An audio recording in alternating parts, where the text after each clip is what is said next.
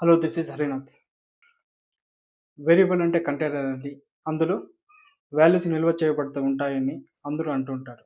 కానీ ఈ వీడియోలో నేను 3 నిమిషాల్లో పైథాన్‌లో వేరియబుల్ అంటే కంటైనర్ కాదు అని నిరూపిస్తాను చూడండి.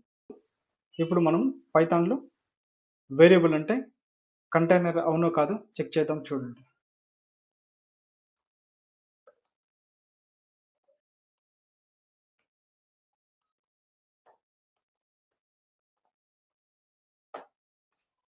ఇప్పుడు ప్రింట్ y విలువ ఎంత ప్రింట్ అవుతుంది అనుకుంటారు?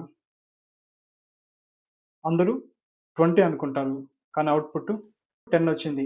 అంటే అర్థము ఇక్కడ ఎక్స్ అనేది కంటైనర్ కాదు. కంటైనర్ అయ్యుంటే మనకు y వాల్యూ కూడా 20 రావాలి. కానీ ఇక్కడ మనకు 10 వచ్చింది. అందువల్ల ఇక్కడ ఎక్స్ అనే వేరియబుల్ వచ్చేసి కంటైనర్ కాదు. పైథాన్‌లో మనము ఎక్స్ ఈక్వల్ టు 10 అని రాసామంటే ఇక్కడ 10 అనే ఒక ఆబ్జెక్ట్ క్రియేట్ చేయబడుతుంది. ఎక్స్ అనే ఒక వేరియబుల్ క్రియేట్ చేయబడుతుంది. ఈ వేరియబుల్ వచ్చేసి ఆబ్జెక్ట్ 10ని రెఫర్ చేస్తుంది. ఇప్పుడు మనం y ఈక్వల్ టు ఎక్స్ అని రాసామనుకుంటే ఇప్పుడు ఏమవుతుందంటే ఎక్స్ తర్వాత y అనే 2 వేరియబుల్లు ఆ 10 అనే ఆబ్జెక్ట్‌ని రెఫర్ చేస్తాయి. ఇప్పుడు మనం ఎక్స్ ఈక్వల్ టు 20ని రాస్తే ఇప్పుడు మనకు y అనేది 10 ఆబ్జెక్ట్‌ని రెఫర్ చేస్తుంది.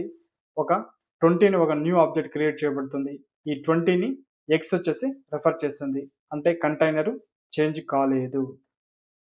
మీరు ఇంకా పైథాన్‌లో వేరియబుల్ అంటే కంటైనర్ కాదు అని నమ్మడం లేదా?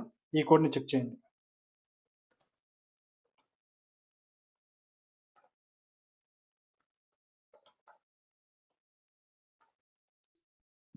మనం ఈ కోడ్‌ని గాన రన్ చేసామంటే మనం ఇక్కడ ఐడీ ద్వారా వచ్చేసి ఎక్స్ అనేది ఏ మెమరీ లొకేషన్ మనకు రెఫర్ చేస్తుంది అనేసి పాయింట్ చేస్తున్నాము.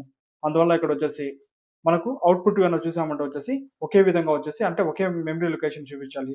కానీ ఇది వేరే వేరే మెమరీ లొకేషన్‌ని చూపిస్తుంది. అంటే ఇక్కడ ఎక్స్ అనేది కంటైనర్ కాదు.